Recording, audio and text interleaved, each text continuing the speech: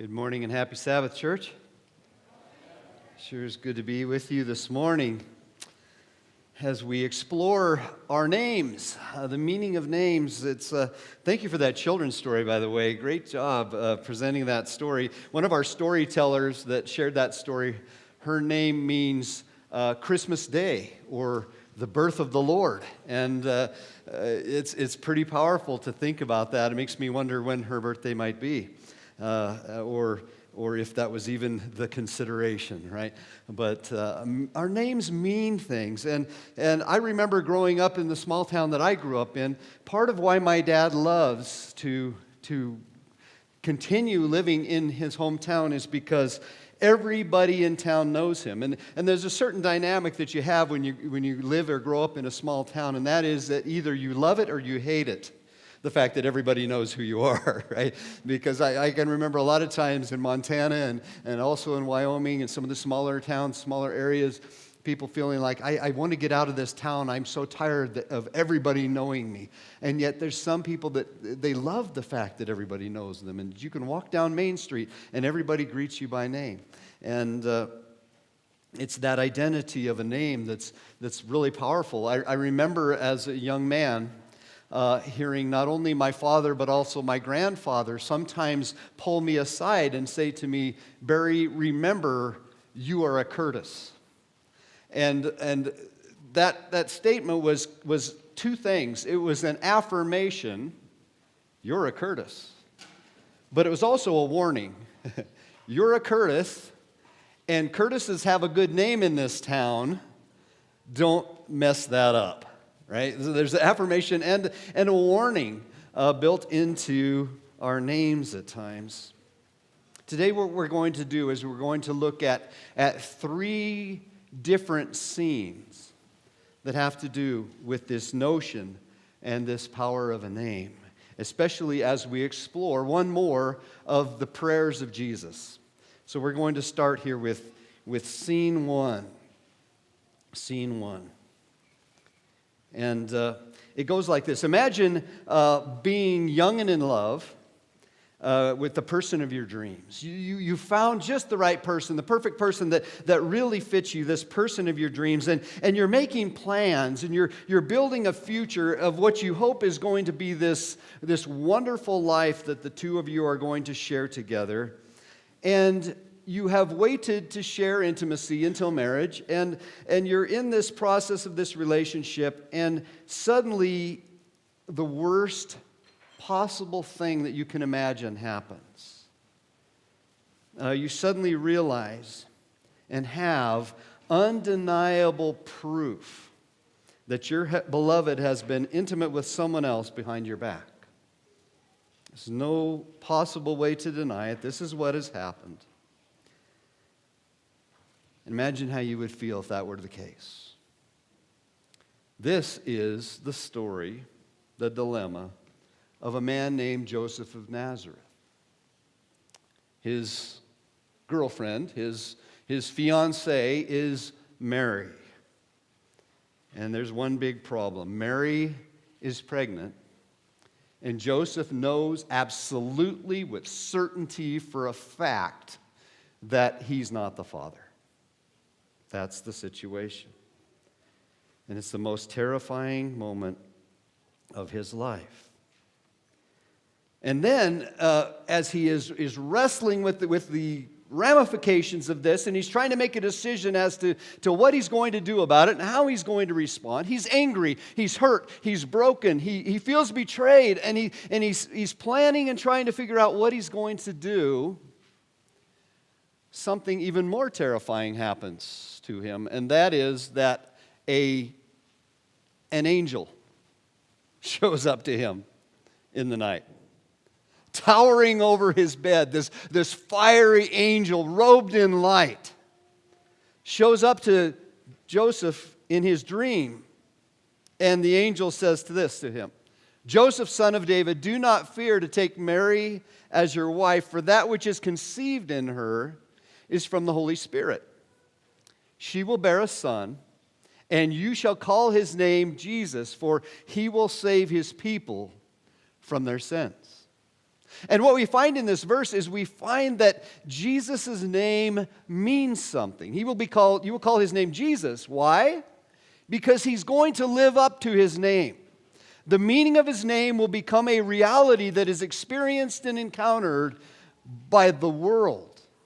He will save his people from their sins. So we have this name Jesus that we need to explore today. What does the name Jesus mean? And in what sense does the life of Jesus then become a life of him living up to or living into his name, Jesus?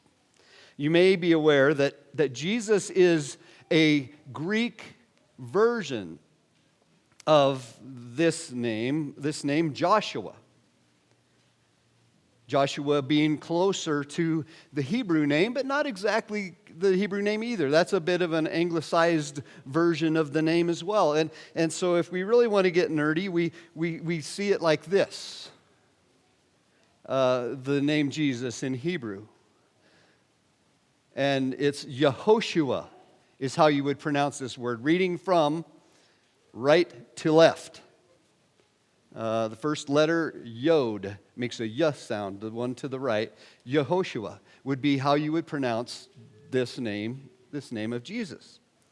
And that's actually a compound word. It's actually two words that have been put together. In this case, it would be Yeho and Shua, Yehoshua. And this name, I'll put it in these letters just so you don't have to challenge your brain anymore reading right to left. Now we can read left to right, and we're all happy again. And it's actually in English letters, so thank you, Pastor. That makes it a lot easier. By the way, isn't it fun when we look at Hebrew? You see all those little dots and everything? You know what those are? Those are vowels. The little dots are vowels. The Hebrew language is all consonants. And so there's just a little fun fact for you. No extra charge for that one. But Yehoshua is sort of how we would pronounce it.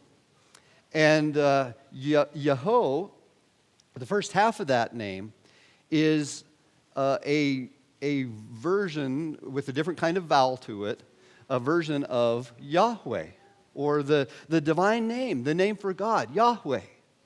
And the Shoah is the Hebrew word for salvation. In fact, Yeshua is actually a word that has a little bit more to do with a cry for help.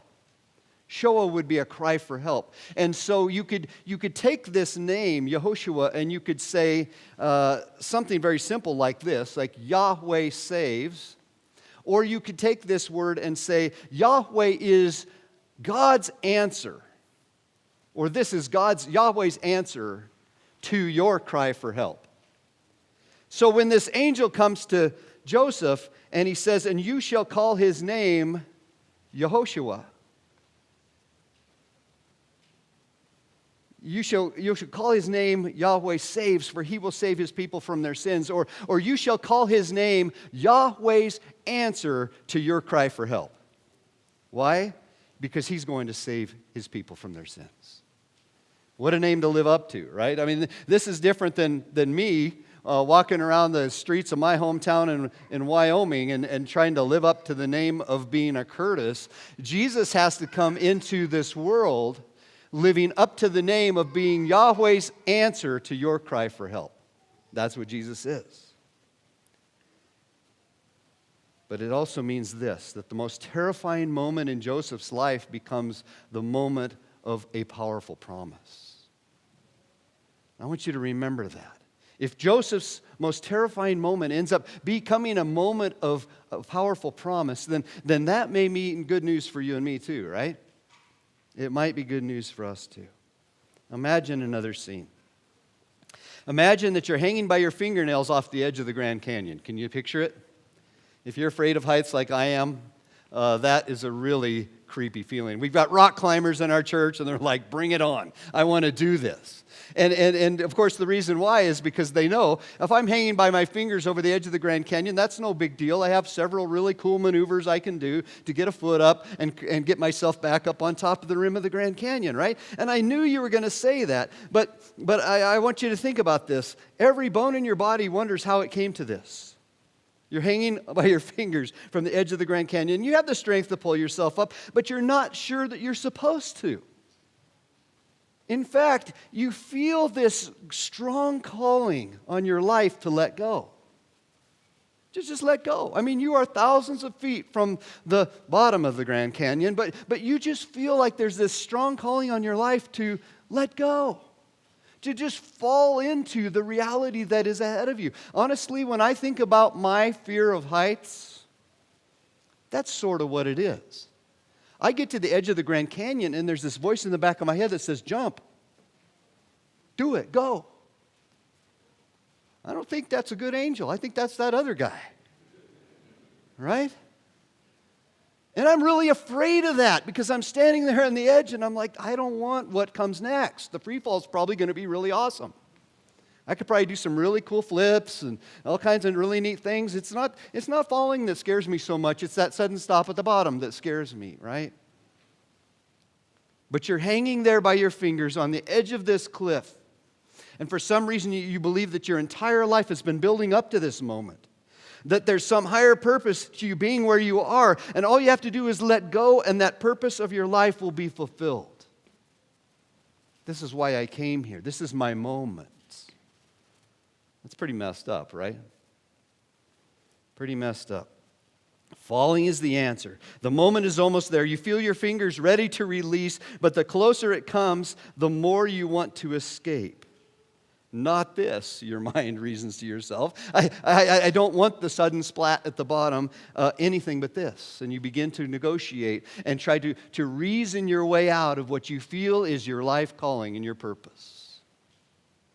This is a strange scenario. I mean, you've got to admit, when we put ourselves into that kind of thinking, we think to ourselves, you really need to get some mental health help, right? I think it's time to make an appointment with one of those people that can guide you in improving your mental health. But there's a problem with that in this context, because the one that is hanging by his fingernails from the edge of the Grand Canyon is Jesus in the Garden of Gethsemane. He can get out of it. He has all kinds of moves and maneuvers to get out of what he knows he is called to do.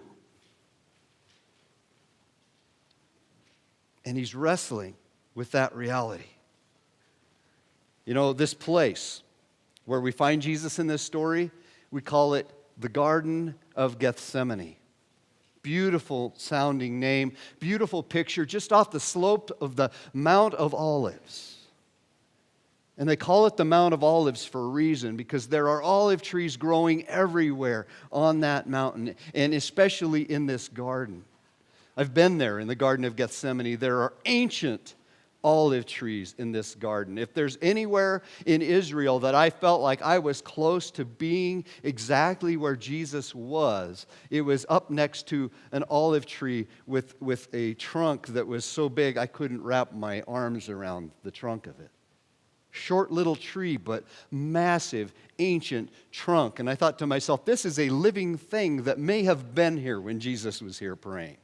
Kind of gave me goosebumps, to be honest, because when you're in the presence of a place like that, you just feel a reverence and an awe and a spiritual reality in this place, this Garden of Gethsemane. But Gethsemane means oil press, and it's interesting and a bit instructive to us, I think, that in this place of Jesus' agony and Jesus' prayer, that in fact what he is experiencing as he is in that place is he's beginning to feel the crush of the weight of human sin upon him as our Savior. Luke goes so far as to have inserted in his gospel this statement that says he was sweating great drops of blood. He was in agony. The other gospel writers don't have that little piece. In fact, a lot of manuscripts of the Gospel of Luke don't have that piece. But we have some kind of sense, even in the writings of the Apostle Paul in Romans and also in the book of Hebrews, that Jesus experienced this pressing, crushing weight of human sin in the garden and leading up to the day of his crucifixion. And like somebody hanging by their fingernails from the edge of the Grand Canyon, Jesus' humanity began to wonder and wrestle and resist the calling of God on his life, which in his case, and not, praise God, in our case, is to let go of the edge of the rim of the Grand Canyon and plummet, free falling into the will of God. I'm grateful that Jesus is the sacrifice for sins in my place. Amen? Amen. As he's hanging there, or I should say, as he's praying there, he's wrestling. There must be some other way, Father. Let this cup pass from me. There's got to be another way of accomplishing the redemption of humanity. And then yet he switches his prayer. First of all, he initiates his prayer. My Father, if it be possible, let this cup pass from me. But there's a problem. And the problem is this. The problem is his name. Yahweh's answer to your cry for help. You know, there are times, even in our world today, there are times where people are first responders. My wife's accident, guess who the first responder was? Me. I was the first responder. I saw the accident in my rearview mirror, and I came running up to the remains of her car, thinking I was going to find the remains of my wife and my son in that car. It's not fun to be the first responder. You don't want to be the one to walk up there and be the first one to peer into the window of the wreckage of a smoldering car. Praise God with what I found. Jesus is the first responder. He is the one who is Yahweh's answer to your cry for help. He's the one that is coming to appear and to show up. And what do you do when you're in that situation? Do you turn away and say, I don't want to face what I'm going to have to face here? Or do you go ahead and move on and face what you must face in order to be Yahweh's answer to your cry for help?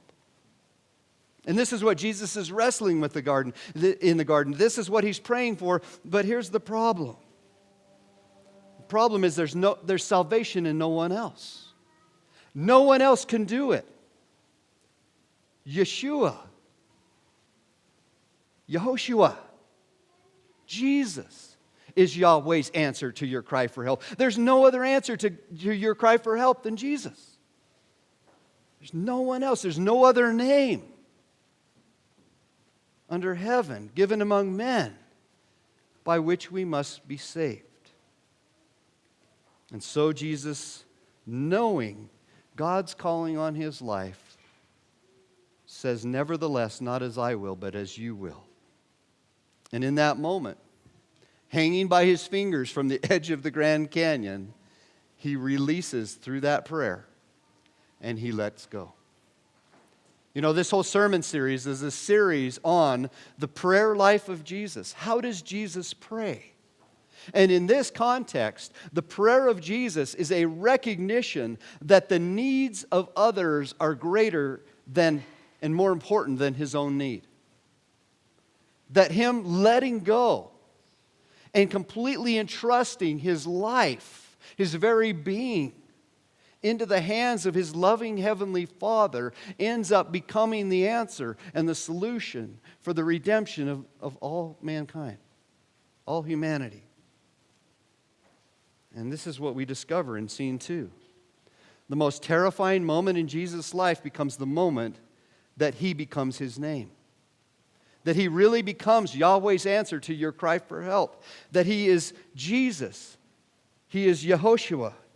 He is Yahweh saves, Yahweh's answer to your cry for help. So I don't know about you, but I'm pretty glad that he modified that prayer a little bit, right? Let this cup pass from me. Ends up being a prayer that suddenly finds itself transformed into, yet not as I will, but as you will. This kind of prayer is very helpful to us because oftentimes, I think most of the time, I know myself when I enter into prayer, I've got a lot of things that I need to put on, that I need to delegate to God because I don't think He's doing a very good job of running the universe sometimes, right? And so you look at what's going on in the world and you say, Lord, I think you're missing a couple of things. There's this person that needs your help. And there's this person that needs your attention and your work, and you need to do this, and you need to do that, and please give me this, and give me that, and here's a couple other things I'd like you to do if you have some spare time. And I wonder, sometimes, if our prayers ought to begin, yet not as I will, but as you will. What does a prayer look like when a prayer begins with surrender of our will and our hopes and our dreams and our goals for our life, and a submission and a surrender to God's will and God's hopes and God's dreams?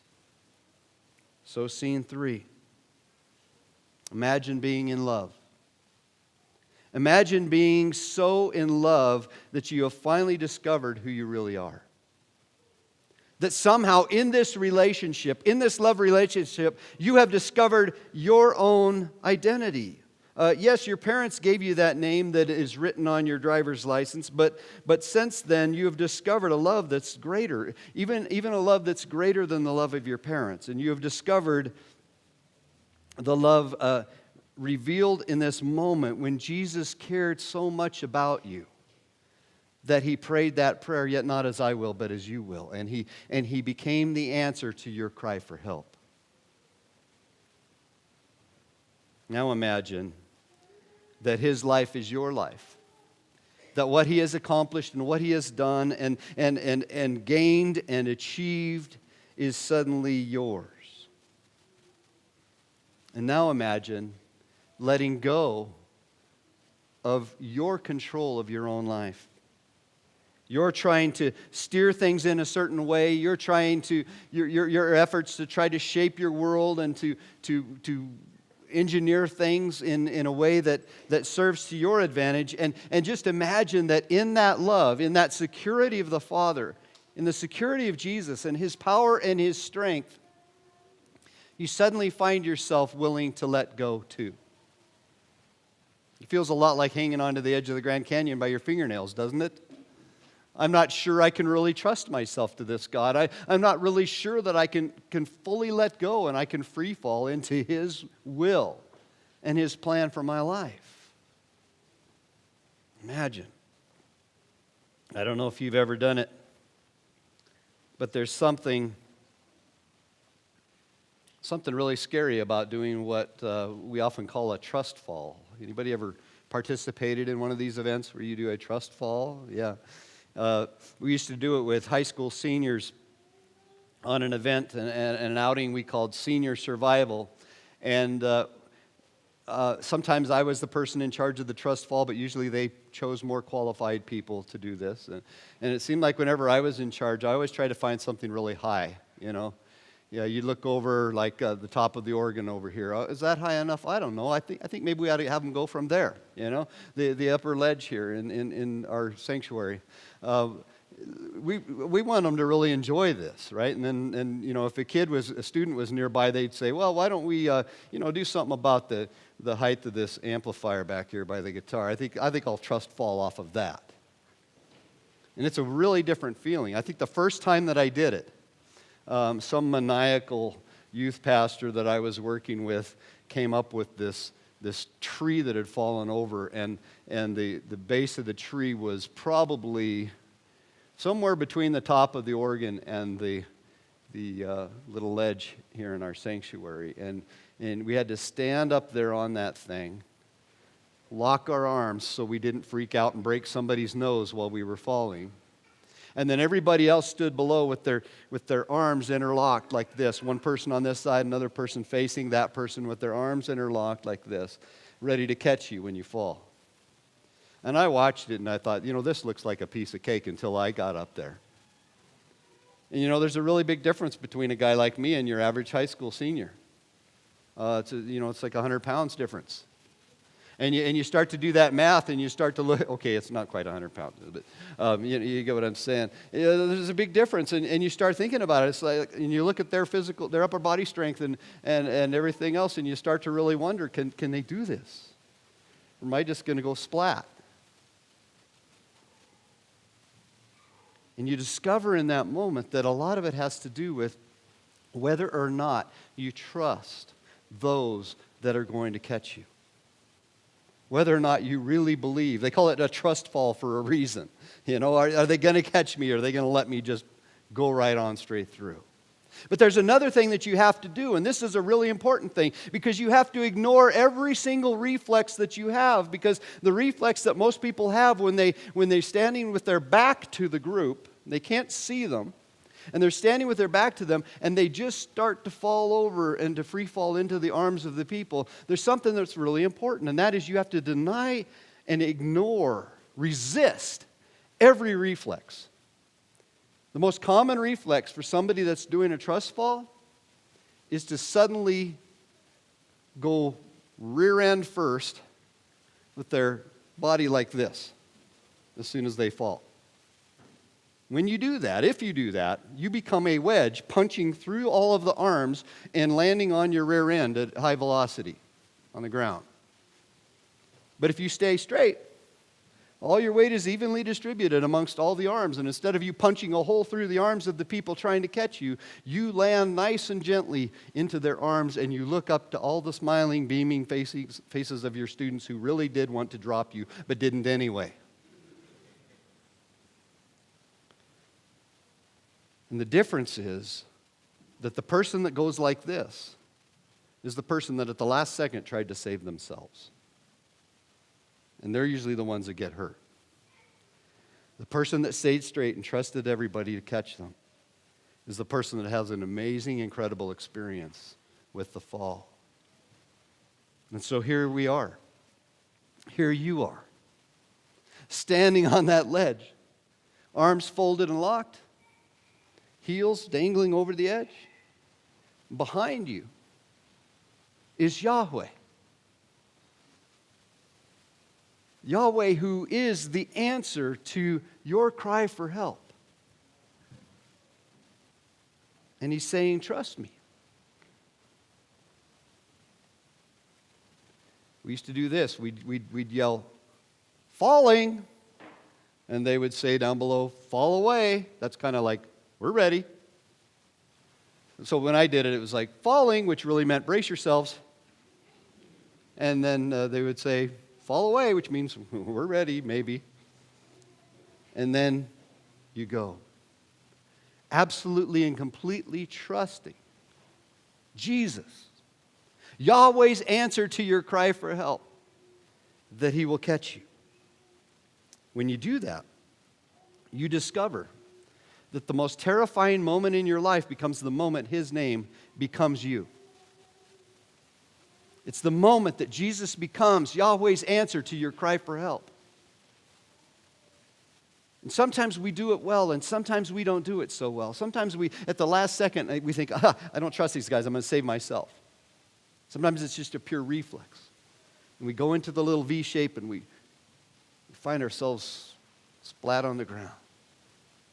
But the moments, every single day, the Apostle Paul talks about surrender this way. He says, I die daily. I don't just do the fall once. I do the fall every morning. Every morning we wake up in Gethsemane. Every moment we wake up on the fringe of this struggle and this battle between our own will and the will of the Father in our lives. And the Apostle Paul says, every day I've got to do the fall. The free fall into the arms of the Father. Every day I must trust. Every day I must embrace and accept and receive Jesus, Yehoshua, Yahweh's answer to my cry for help. And when we do, a miracle happens. His name becomes you. Let's sing our closing song together.